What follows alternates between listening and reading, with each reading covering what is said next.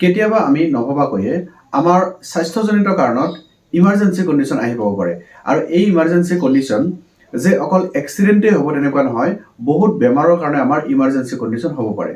চ' তেনেকুৱা বহুত ইমাৰ্জেঞ্চি কণ্ডিশ্যনৰ ভিতৰত আজি মই দুটা ইমাৰ্জেঞ্চি কণ্ডিশ্যনৰ কথা উল্লেখ কৰিব বিচাৰিছোঁ আৰু সেই দুটা হৈছে ডায়েবেটিক ইমাৰ্জেঞ্চি আৰু হাইপাৰটেনচিভ ইমাৰ্জেঞ্চি। ডায়েবেটিছ আৰু হাইপাৰটেনশ্যন এই দুটা আজিকালি আমাৰ কমন বেমাৰ ৰূপে চিহ্নিত হৈছে। সমাজৰ প্ৰায় বেছিভাগ মানুহৰে আজিকালি ডায়েবেটিছ ৰোগ পোৱা গৈছে আৰু হাইপাৰটেনশ্যন বা উচ্চ ৰক্তচাপ জনিত ৰোগত চিকাৰ হোৱা দেখা পোৱা গৈছে। চ' এই দুটা বেমাৰ যদি আমি আৰম্ভণিৰ পৰা কেয়াৰ নলওঁ তেনেহ'লে ই এটা সময়ত আমাৰ ইমাৰ্জেঞ্চি কণ্ডিশ্যনলৈকে যাব পাৰে। চ' আমি প্ৰথমতে আজি আলোচনা কৰিব বিচাৰিছোঁ ডায়েবেটিছ ইমাৰ্জেঞ্চি আৰু হাইপাৰটেনচিভ ইমাৰ্জেঞ্চি হ'লে কেনেকৈ আমি চিনি পাম যে ই এটা ইমাৰ্জেঞ্চি ৰূপলৈ গৈ আছে বা কেতিয়া আমাৰ মেডিকেল ছুপাৰভাইজনৰ প্ৰয়োজন হ'ব সেই কথাটো আমি জনা উচিত। চ' সৰ্বসাধাৰণ মানুহ হিচাপে আমি যেতিয়া আমাৰ ঘৰত কাৰোবাৰ এনেকুৱা ইমাৰ্জেঞ্চি কণ্ডিশ্যন দেখা পাওঁ সেই লক্ষণসমূহ আমি চিনি পোৱাটো অতিশয় জৰুৰী। তো আমি প্ৰথমতে চাওঁ যে ডায়েবেটিক ইমাৰ্জেঞ্চি আমি কেনেকৈ চিনাক্ত কৰিব পাৰোঁ। তো ডায়েবেটিক ইমাৰ্জেঞ্চি বুলি ক'বলৈ গ'লে দুটা প্ৰধান ভাগত ভাগ কৰিব লাগিব। এটা হৈছে যেতিয়া ল' ব্লাড ছুগাৰ লেভেল অৰ্থাৎ দেহৰ চেনিৰ পৰিমাণটো বা ছুগাৰৰ লেভেলটো যদি অতিশয় কমি যায়, আৰু এটা কণ্ডিশ্যন হৈছে যদিহে ছুগাৰৰ লেভেলটো একেবাৰে বাঢ়ি যায়। কমিলেও আমাৰ ইমাৰ্জেঞ্চি কণ্ডিশ্যন হ'ব পাৰে আৰু বাঢ়ি গ'লেও ইমাৰ্জেঞ্চি কণ্ডিশ্যন হ'ব পাৰে। তো প্ৰথমতে আমি চাওঁ যে ছুগাৰ লেভেলটো কমি গ'লে কেনেকুৱা ধৰণৰ লক্ষণে দেখা দিব পাৰে। এটা কথা লক্ষ্য কৰিব, ডায়েবেটিছ হ'লে আমি ভাবোঁ যে ছুগাৰ লেভেলটো বহুত বাঢ়ি গৈছে গতিকে আমাৰ প্ৰব্লেম হ'ব ভৱিষ্যতে। কিন্তু সমীক্ষাৰ পৰা দেখা পোৱা গৈছে যিবিলাক মানুহৰ হাই ডায়েবেটিছ থাকে তেনেকুৱা মানুহৰ মৃত্যুৰ যিটো হাৰ তাতকৈ ল' ব্লাড ছুগাৰ লেভেলত মানুহৰ মৃত্যুৰ হাৰটো অতি বেছি। গতিকে ল' ব্লাড ছুগাৰ মানে ডায়েবেটিছ কণ্ট্ৰলৰ সময়ত আমি কমি যাতে নাযায় এইটোও কিন্তু আমি লক্ষ্য কৰিবলগীয়া এটা কথা। গতিকে প্ৰথমতে আমি চাব বিচাৰিছোঁ যে কি কি লক্ষণ দেখা পালে আমাৰ ল' ব্লাড ছুগাৰ লেভেল বা ছুগাৰ লেভেলটো কমি যোৱা বুলি আমি আন্দাজ কৰিব পাৰোঁ বা ধৰি ল'ব পাৰোঁ। এক নম্বৰতে হৈছে টায়াৰ্ডনেছ, মানে মানুহজনে একেবাৰে ভাগৰি পৰিব, এনেকুৱা লাগিব যেন কোনো কাম কৰাৰ ইচ্ছা নাই, বহি থাকিবৰ মন গৈছে বা খোজ কাঢ়িবৰ মন যোৱা নাই, খুব টায়াৰ্ডনেছ এটা অনুভৱ কৰিব।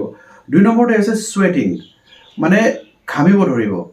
গৰমৰ দিনত আমি যেনেকৈ ঘামি উঠোঁ সেই ঘামটোতো নৰ্মেল ঘামৰ নিচিনা হ'ব, কিন্তু যেতিয়া মানুহ এজনৰ ল' ব্লাড ছুগাৰ লেভেল হয় বা কমি যায় লেভেলটো, তেতিয়া মানুহজনৰ এনেকুৱাকৈ ঘামিব সি লাগে ডিচেম্বৰ জানুৱাৰী মাহেই হওক বা ৰাতি 12টা-1টা বজাই হওক, এনেকুৱাকৈ ঘামিব যেন গোটেই গা বা গেঞ্জি বা চলা কাপোৰ তিতি গৈছে। তো তেনেকুৱা যদি মানে এবনৰ্মেল কাৰোবাৰ ছুৱেটিং, মানে কোনো কাৰণ নোহোৱাকৈ কোনো ধৰণৰ গৰম কণ্ডিশ্যন নোহোৱাকৈ মানুহজন যদি ঘামিবলৈ ধৰে তেতিয়াও কিন্তু আমি লক্ষ্য কৰিব লাগিব, আন্দাজ কৰিব লাগিব মানুহজনৰ হয়তো ল' ব্লাড ছুগাৰ লেভেল হৈছে বা ছুগাৰ লেভেলটো কমি গৈছে। এটা ডায়েবেটিক ইমাৰ্জেঞ্চিৰ প্ৰধান লক্ষণ হিচাপে এইটো ধৰিব লাগিব। ইয়াৰ পিছত আহিব মেণ্টেল অৰিয়েণ্টেশ্যন বা মেণ্টেল কনফিউজন, যে মানুহজনৰ কনফিউজন লেভেলটো বহুত হাই হৈ যায়। যেনে নিজৰ নামটো সুধিলে কেতিয়া পাইছে, কেইটা পাইছে, এতিয়া সুধিলে তেওঁ হয়তো ক'ব নোৱাৰিব। তেওঁৰ ভোক লাগিছে নে গম নাপাব, ওচৰত কোন কোন মানুহ আছে হয়তো চিনি নাপাব। তেওঁক যদি আমি নেওতাখনৰ 1, 2, 3, 4 মাতিব কওঁ তেনেহ'লে হয়তো তেওঁ সেই নেওতাৰ সংখ্যাবিলাক সঠিক মানে ছিকুৱেঞ্চত হয়তো মাতিব নোৱাৰিব। মানে মেণ্টেল কনফিউজনটো তেওঁৰ বাঢ়ি যাব। তো ইয়াৰ পিছত আহিছে ডিজিনেছ অৰ আনকনচিয়াছনেছ, মানুহজনৰ টোপনি টোপনি ভাৱ লাগিব, মূৰটো ঘূৰাই যাব আৰু আনকনচিয়াছ অৱস্থা যদি হয়, যে মানুহজনে একো ক'ব নোৱাৰে, শুই আছে, হয়তো নাকেৰে ঘৰঘৰাই আছে, গলেৰে ঘৰঘৰাই আছে, কিন্তু মানুহজনৰ কনচিয়াছ লেভেলটো একেবাৰে নাই। আৰু হেডেক অৰ্থাৎ অত্যধিক মূৰৰ বিষটো কি কাৰণ হৈছে ধৰিব পৰা নাই, কিন্তু মূৰ বিষাই আছে। চ' এই লক্ষণকেইটা যদি কাৰোবাৰ দেহত দেখা পোৱা গৈছে তেনেহ'লে আপোনালোকে আন্দাজ কৰিব মানুহজনৰ ব্লাড ছুগাৰ লেভেলটো কমি গৈছে। তো এই অৱস্থাত আমি কি কৰিম? আমাৰ চকুৰ সন্মুখতে এনেকুৱা এটা ইমাৰ্জেঞ্চি কণ্ডিশ্যন যদি আহিছে, মনত ৰাখিব এই মানুহজনক যদি আমি ইমিডিয়েট কিবা এটা কৰিব নোৱাৰোঁ তেনেহ'লে মানুহজনৰ কিন্তু জীৱনলৈ সংকট আহিব পাৰে। আমি চকুৰ আগতে আমি মানুহজনক একেবাৰে বেয়াৰ ফাললৈকে যোৱা হয়তো দেখা পাব লাগিব পাৰে। গতিকে এইখিনি সময়ত যদি আপুনি কিবা অলপ কৰিব পাৰে তেনেহ'লে মানুহজনৰ জীৱন বচাই দিব পাৰে। তো কি কৰিব? প্ৰথমতে 1 নম্বৰতে কৰিব লগা কামটো হৈছে তেখেতক কিবা অলপ মিঠা বস্তু খাবলৈ দিয়ক। মিঠা বস্তু বুলি কোৱাৰ লগে লগে যদি তেওঁক চকলেট আছে চকলেট খাব দিয়ক, চেনি খাব দিয়ক, গল্লা মিঠাই এনেকুৱা যদি কিবা আছে মিঠাৰ পৰিৱেশটো তেওঁক খাবলৈ দিয়ক। লক্ষ্য কৰিব যদি মানুহজনৰ আনকনচিয়াছ লেভেল থাকে তেতিয়া কিন্তু চেনি বা চেনিৰ পানী এইবিলাক খুৱাই নিদিব বা মৌ এইবিলাক খুৱাই নিদিব কিন্তু কি কৰিব তেতিয়াহ'লে তো তেনে কণ্ডিশ্যনত মানুহজনক ৰিকভাৰী মানে একতীয়াকৈ শুই দিয়া যিটো কয় এই একতীয়াকৈ শুই দিব লাগিব শুৱাই দিয়াৰ পিছত মানুহজনৰ যদি গলৰ ফেন চেন কিবা কিবি ওলাইছে সেই বস্তুটো বাহিৰ কৰাৰ আমি চেষ্টা অলপ কৰিব লাগিব আৰু লগতে চেনি পানীৰ ঘোল মানে চেনি পানীত যদি ঘোল কৰি দিওঁ সেইটো আমি একতীয়াকৈ মুখত এনে পেলাই দিব লাগিব যাতে তেওঁৰ জিভাত লাগে কাৰণ জিভাখনে সেইটো শুহি লয় চেনিৰ পৰিৱেশটো বা মিঠাটো শুহি ল'ব পাৰে গতিকে আমি জিভাত যাতে পৰে সেই কামটো কৰিব লাগে কিন্তু থিয় হৈ শুই থাকিলে এনেকৈ শুই থাকিলে আমি কিন্তু পেলাই দিব নালাগে সি ব্লক হোৱাৰ চান্সটো থাকিব আৰু যদি ইম্প্ৰুভ হোৱা নাই ইতিমধ্যে আপোনালোকে 108ত ফোন কৰিব বা কোনো ডক্টৰলৈকে নিয়াৰ ব্যৱস্থা কৰিব তেতিয়া মানুহজনে নিশ্চিতভাৱে বাচিব পাৰিব তো এইটো আছিল আমাৰ ল' ব্লাড চুগাৰ হ'লে দেখা পোৱা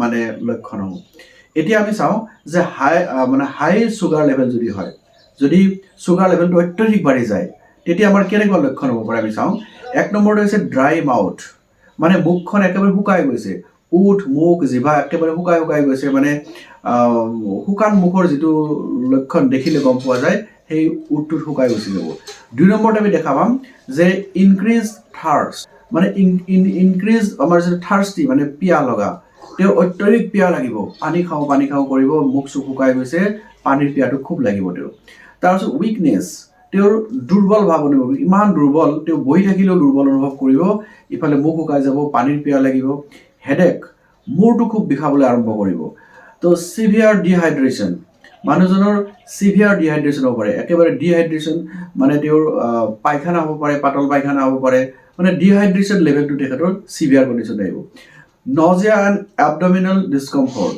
মানে তেওঁৰ নজিয়া আহিব পাৰে তেওঁৰ মানে পেট চলা বেমাৰটো হ'ব পাৰে মানে পাতল পায়খানা তেওঁৰ আৰম্ভ হৈছে তেওঁৰ একেবাৰে পেটটো ভাল লগা নাই বাৰ লেট্ৰিন যাব লগা হৈছে পানীৰ নিচিনা হয়তো শৌচ কৰিব পাৰে আৰু ডিহাইড্ৰেশ্যন তেওঁৰ হ'ব পাৰে তো এই লক্ষণটো যদি দেখা পাওঁ তেতিয়াহ'লে গম পাম যে তেওঁৰ নিশ্চয় ডায়েবেটিক ইমাৰ্জেঞ্চি হৈছে যদি মানুহজনৰ চিভিয়াৰলি হাই ব্লাড চুগাৰ থাকে একেবাৰে অত্যধিক ব্লাড চুগাৰ লেভেল থাকে তেওঁৰ কিন্তু কণ্ডিশ্যনটো কমালৈকেও যাব পাৰে গতিকে এনেকুৱা লক্ষণ যদি আমি ঘৰৰ কাৰোবাৰ বয়োজ্যেষ্ঠজনৰ বা আমাৰ মানে সমাজত যদি কাৰোবাৰ দেখা পাওঁ আমি পলম কৰিব নালাগে আমি লগে লগে তেখেতক মেডিকেল পোৱাৰ ব্যৱস্থা এটা কৰিব লাগে 108 মাতিব লাগে যদি 108 সময়ত উপস্থিত আহিব নোৱাৰে তেনেহ'লে ব্যক্তিগতভাৱে হ'লেও মানুহজনক হস্পিটেললৈকে নিয়াৰ ব্যৱস্থাটো কৰিব লাগে তেতিয়াহ'লে হস্পিটেলত উপযুক্ত চিকিৎসা পালে মানুহজন বাচাৰ সম্ভাৱনা থাকিব গতিকে ডায়েবেটিছ হোৱা মানুহ এজনৰ যদি ঔষধটো সঠিক পৰিমাণত খাই থাকে ডক্টৰৰ পৰামৰ্শ মতে সঠিকভাৱে খাই থাকে তেতিয়াহ'লে কণ্ট্ৰলত ৰখাটো মানে সম্ভৱ হ'ব পাৰে আৰু আমাৰ প্ৰত্যেকৰে দায়িত্ব যে ডায়েবেটিছ লেভেলটো আমি কণ্ট্ৰলত ৰাখিব লাগে যদি আমি কেতিয়াবা পাহৰি যাওঁ ঔষধ খোৱাৰ কথা হওক বা ট্ৰিটমেণ্টৰ কথাবিলাক যদি আমি পাহৰি যাওঁ খোৱা খাদ্যবিলাকৰ যদি কথা পাহৰি যাওঁ তেতিয়াহ'লে হয়তো আমাৰ এই দুই ধৰণৰ হয়তো একেবাৰে কমি যাব পাৰে নহ'লে একেবাৰে বাঢ়ি যাব পাৰে দুইটাই আমাৰ ইমাৰ্জেঞ্চি কণ্ডিশ্যন হ'ব পাৰে এতিয়া আমি চাওঁ যে ল' ব্লাড চুগাৰেই হওক বা হাই ব্লাড চুগাৰেই হওক দুইটা কণ্ডিশ্যনত আমি মানুহজন ধৰি লওক হস্পিটেলৰ পৰা ভালকৈ ঘূৰি আহিলে কিন্তু মানে তেওঁৰ পৰিয়ালত থকা মানুহকেই হওক বা তেওঁ নিজকে হওক ব্যক্তিগতভাৱে আমি কিছু কথা জনাই দিয়াৰ দৰকাৰ তো এতিয়া আমাক কোৱা হয় DLM বুলি মানে ডায়েটাৰী এডভাইচ এটা দিব লাগে মানে চুগাৰ লেভেল হাই নহ'বলৈ বা কমি নাযাবলৈ আমাৰ খাদ্যৰ যিটো ষ্ট্ৰিক্ট মেইনটেনেঞ্চ সেইটো আমি কৰিব লাগে যেনে চেনিযুক্ত খাদ্য খাব নালাগে আমাৰ কাৰ্বহাইড্ৰেট জাতীয় বস্তু বেছিকৈ খাব নালাগে চ' ডক্টৰে দিয়া পৰামৰ্শ যিখিনি আছে সেই ডায়েটাৰী এডভাইচটো ষ্ট্ৰিক্টলি যাতে মানি চলে তেওঁক নিজকো বুজাব লাগে বা তেওঁৰ পৰিয়ালৰ মানুহকো এইটো বুজাব লাগে তো তাৰপিছত হৈছে L মানে যিটো লাইফষ্টাইলটো কেনেকুৱা লাইফষ্টাইল কৰিব যে তেওঁ খোজকঢ়া আৰম্ভ কৰক যোগাসন কৰক তাৰপিছত তেওঁ কিছু কম পৰিমাণে হ'লেও কাম কৰাৰ যত্ন কৰক মানে যাতে তেওঁ শুই বহি নাথাকে কামত যাতে ব্যস্ত হৈ থাকে বা যিটো আমাৰ লাইফষ্টাইল ডক্টৰে আমাক এডভাইচ কৰিব সেই লাইফষ্টাইলটো আমি কৰিব লাগিব যেনে অত্যধিক আমি খাব নালাগিব খোৱাৰ কাৰণে সময়বিলাক ঠিক কৰিব লাগিব এনেকুৱা ধৰণৰ লাইফষ্টাইলটো আমি চেঞ্জ কৰিব লাগিব ইয়াৰ পিছত আহিব আমাৰ M মানে মেডিকেশ্যনছ ডায়েবেটিছত ৰেগুলাৰ মানে সঠিক ঔষধ খোৱাটো একেবাৰে জৰুৰী ডক্টৰে আমাক কেতিয়া ঔষধ খাব লাগিব, কেতিয়া সময়ত ইনচুলিন ল'ব লাগিব, খোৱাৰ কিমান পাছত বা কিমান আগত ঔষধবিলাক খাব লাগিব, এই কথাবিলাক সঠিকভাৱে আমি পালন কৰাটো অতিশয় জৰুৰী। গতিকে DLM এই আমাৰ এব্ৰিভিয়েশ্যন মনত ৰাখিলে মানুহজনৰ হয়তো ডায়েবেটিছ হ'লেও আমি সেই ডায়েবেটিছটো কণ্ট্ৰল অৱস্থাত ৰাখিব পাৰিম। সকলোবোৰ ডায়েবেটিছ পেচেণ্টে কিছু কথা মনত ৰখা দৰকাৰ। DLMৰ কথাটো মনত ৰখাৰ উপৰিও এটা কথা মন কৰিব লাগিব, ৰোগীজনে যাতে ৰেগুলাৰলি তেওঁৰ ব্লাড চুগাৰটো চেক কৰে।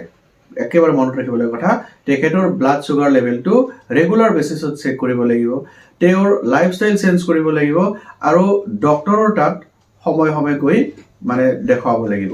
তো এনেকুৱা কথাবিলাক কৰিলে আমাৰ ইমাৰ্জেঞ্চি কণ্ডিশ্যনটো আমি মানে হাতৰ মুঠিত ৰাখিব পাৰিম। মানে আমাৰ যাতে ইমাৰ্জেঞ্চি কণ্ডিশ্যন নহয় তাৰ ব্যৱস্থাটো আমি এনেকৈ কৰিব পাৰিম। আমি সচৰাচৰে দেখা পোৱা আন এটা ইমাৰ্জেঞ্চি কণ্ডিশ্যন হৈছে হাইপাৰটেনশ্যন। চ' এজন মানুহৰ যেতিয়া বহু দিন ধৰি বা বহু বছৰ ধৰি হাইপাৰটেনশ্যন বা উচ্চ ৰক্তচাপত ভুগি থাকে, তেতিয়াহ'লে মানুহজনে কণ্ট্ৰল যদি তাক নকৰে, ঔষধৰ জৰিয়তে হওক বা ডক্টৰক দেখুৱাই সঠিক চিকিৎসাৰ বিনিময়তে হওক, যদি হাইপাৰটেনশ্যন কণ্ট্ৰল নকৰে, তেনেহ'লে হাইপাৰটেনশ্যনে এটা সময়ত গৈ ইমাৰ্জেঞ্চি ৰূপ ল'ব পাৰে। আৰু এই ইমাৰ্জেঞ্চি ৰূপটো আমি কি হিচাপত দেখা পাওঁ? এক নম্বৰতে দেখা পাওঁ আমি ষ্ট্ৰ'ক হিচাপে। এজন মানুহৰ ষ্ট্ৰ'ক হৈছে মানে মনত ৰাখিব, সেই মানুহজনৰ বহু দিনৰ পৰা হাই প্ৰেছাৰত ভুগি আছিলে। দ্বিতীয়তে আমি দেখা পাওঁ কাৰ্ডিয়াক এৰেষ্ট বা হাৰ্ট এটেক। আমি দেখা পাওঁ যে হাৰ্ট এটেক হয়।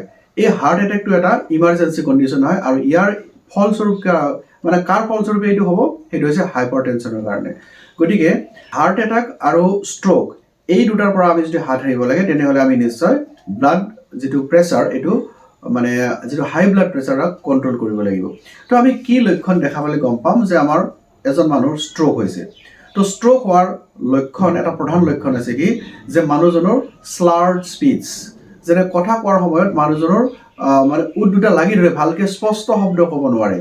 দ্বিতীয়তে কি আছিলে, যে তেওঁক যদি হাত দুখন আমি তলৰ পৰা ওপৰলৈকে এনেকৈ দাঙিব দিওঁ নহয়, তেনেহ'লে দেখা পাম, এতিয়া দেখিছে যে মোৰ হাত দুখন সমানভাৱে ওপৰলৈ উঠি আহিছে। কিন্তু এজন মানুহৰ যদি সেই কণ্ডিশ্যনত মানে ষ্ট্ৰ'ক হোৱা বুলি আমি ধৰিব পাৰোঁ, তেতিয়াহ'লে তেওঁৰ হাত দুখন এনেকৈ এখন ওপৰ এখন তল এনেকুৱা হয়তো হ'ব পাৰে, সঠিকভাৱে হাত দুখন তেওঁ দাঙিব নোৱাৰিব। তো এই দুটা কণ্ডিশ্যনে আমাক প্ৰায় 70 to 80% কনফাৰ্মেশ্যন দিয়ে যে মানুহজনৰ ষ্ট্ৰ'ক হৈছে। কাৰণ ষ্ট্ৰ'ক হ'লে মানুহজনে যিটো অৰিয়েণ্টেশ্যন, ব্ৰেইনৰ যিটো মানে ছিগনেল, এই অৰিয়েণ্টেশ্যনটো সঠিকভাৱে নোহোৱাৰ কাৰণে এই অৱস্থাটো হয়। তো এনেকুৱা লক্ষণ দেখা পালে অতি সোনকালে আমি মানুহজনক হস্পিটেললৈকে নিয়াৰ ব্যৱস্থা কৰে। লগতে যদি সম্ভৱ হয়, যদি আমি ব্লাড প্ৰেছাৰ মেচিন থাকে, তেনেহ'লে প্ৰেছাৰটো জুখি চাব লাগে। যদি এইটো আমাৰ হাতত নাথাকে, তেনেহ'লে কোনো কথা নাই, আমি হস্পিটেললৈকে নিয়াৰ ব্যৱস্থা কৰে। দ্বিতীয়তে হৈছে আমাৰ হাৰ্ট এটেক। হাৰ্ট এটেক আমি কেনেকৈ চাম? হাৰ্ট এটেকটো যে আমি চিনি পাব লাগে, আমাৰ যিটো কলিজাৰ থকাৰ ঠাই, যিটো আমাৰ মানে এই বাওঁফালৰ বুকুৰ বাওঁফালে আমাৰ কলিজাটো আছে বুলি কোৱা হয়। আচলতে আমাৰ যিটো কামিহাৰৰ মাজ অৱস্থা, যাক আমি ষ্টাৰ্নাম বুলি কওঁ, সেই ষ্টাৰ্নামৰ এইখিনি অঞ্চলত আমাৰ কলিজাটো আছে বা হাৰ্টটো ইয়াতে আছে। আৰু ছাডেনলি ইমান বিষ উঠিব যে সেই বিষৰ কোনো ভাষা নাই। ইমান বিষ উঠিব, যদি সেই বিষটো উঠে তেতিয়াহ'লে আপুনি আৰু ৰখিব নালাগে, মানে বিষটো উঠাৰ লগে লগে আপুনি মানে মানুহজনক হস্পিটেললৈ নিয়াৰ ব্যৱস্থা কৰিব। আৰু তেনে অৱস্থাত মানুহজন হয়তো আনকনচিয়াছ হ'ব পাৰে। ইমান বিষটো যদি কিছু সময় থাকে, মানুহজনে চেঞ্জটো নোহোৱা হ'ব পাৰে বা আনকনচিয়াছ ষ্টেজত যাব পাৰে। তেতিয়া আমি কি কৰিব লাগিব? মানুহজনৰ পালছটো চাব লাগিব। ইয়াতে কেৰ'টিড পালছটো চাম, আৰু যদি আমি ব্ৰিথিংটো চাওঁ, এইখিনি অৱস্থা যদি আমি ভালদৰে চাব জানো, যদি মানে পালছটো যদি আমি নাপাওঁ, তেতিয়া হয়তো আমি CPR কৰিব লগা হ'ব পাৰে। গতিকে CPR কৰিব জানা নাথাকিলে অৱশ্যে কৰিব নালাগে, কিন্তু যদি আপুনি জানে কেনেকৈ CPR কৰিব লাগে, তো সেই সময়ত যদি CPR কৰে, মানুহজন কিন্তু জীয়াই থাকিব পাৰে। গতিকে হাইপাৰটেনচিভ ইমাৰ্জেঞ্চিটো বহুত মানে ডেঞ্জাৰাছ বুলি ক'ব লাগিব। হাৰ্ট এটাক হ'লে আমি সাধাৰণ মানুহে হয়তো কৰিব লগা একো নাথাকিব পাৰে, কিন্তু এটা কাম আমি নিশ্চয় কৰিব পাৰোঁ, তেখেতক গল্ডেন আৱাৰ, মানে হোৱাৰ পৰা যেতিয়াই ইনচিডেণ্টটো হ'ব, সেই হোৱাৰ পৰা এঘণ্টাৰ ভিতৰত যদি আমি মানুহজনক হস্পিটেললৈকে নিয়াৰ ব্যৱস্থা কৰিব পাৰোঁ, তেতিয়াহ'লে হয়তো আমি মানুহজনক বচাই ৰাখিব পাৰিম। গতিকে এই দুইটা ইমাৰ্জেঞ্চিৰ কথা আমি ভালদৰে মনত ৰখা উচিত। অকল এইটো যে বেলেগৰ কাৰণে তেনেকুৱা নহয়, নিজৰ ক্ষেত্ৰতো হ'ব পাৰে, আমাৰ পৰিয়ালৰ ক্ষেত্ৰতো হ'ব পাৰে, বা আমাৰ চকুৰ আগত দেখি পোৱা সচৰাচৰ মানুহবোৰৰ লগত এই কণ্ডিশ্যন এটা হ'ব পাৰে। গতিকে আমি প্ৰত্যেকে জানি লোৱা উচিত আৰু সদায় মানে হস্পিটেললৈকে যাতে পঠাব পাৰি তাৰ ব্যৱস্থাটো কৰাৰ চেষ্টা কৰিব লাগে। চ' আজিলৈ ইমানতে এৰিছোঁ। আশা কৰিছোঁ পৰৱৰ্তী পৰ্যায়ত আৰু নতুন কিছু টপিক লৈ আপোনালোকৰ ওচৰত উপস্থিত হ'ম। ধন্যবাদ।